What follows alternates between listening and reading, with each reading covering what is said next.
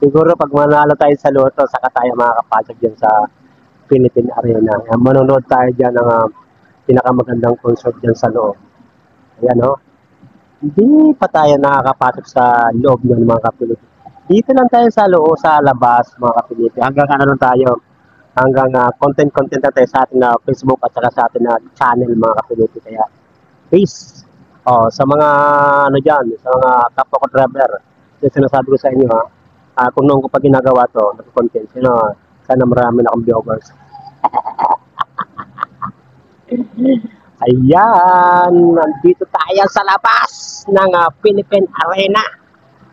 Ayan, nagpapapugi tayo mga kapilipe. Ayan, wala naman tayong magawa. Kaya hanggang dito lang tayo, gawa lang tayo ng mga pinto-pintuan dito. Peace. Philippine Arena.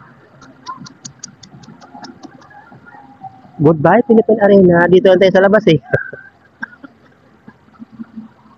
Ganda ng Philippine Arena talaga. Oh. Kaya, ayan. Tingnan nyo lang yung aking content mga kapilipi. Hanggang dito lang tayo. Kaya, ikot-ikotin natin ang ating cellphone sa mga nakapark na mga sasakyan, mga katabi natin.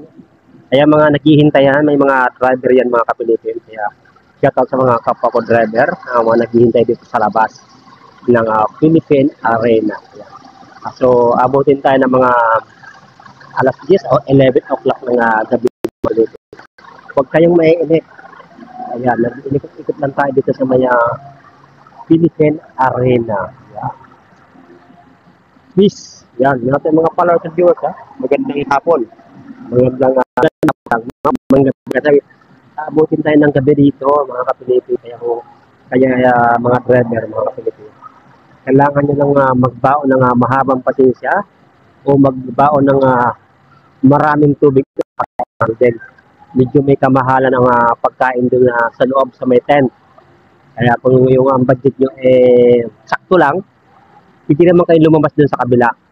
Doon sa nilabasan ko ganina, murang kain. Mga kain doon sa labas. Diyan doon sa may yung ng Meralco, mga kapilipi. May Meralco doon.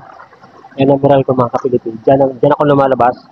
Pag gusto ko bumili ng medyo may kababaan, yung abot kamay lang.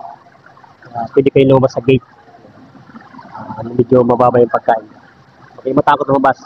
Pwede kayo maglabas yung mag-commute, lakad nga lang talaga yun. Siguro mga 100 meters lang naman.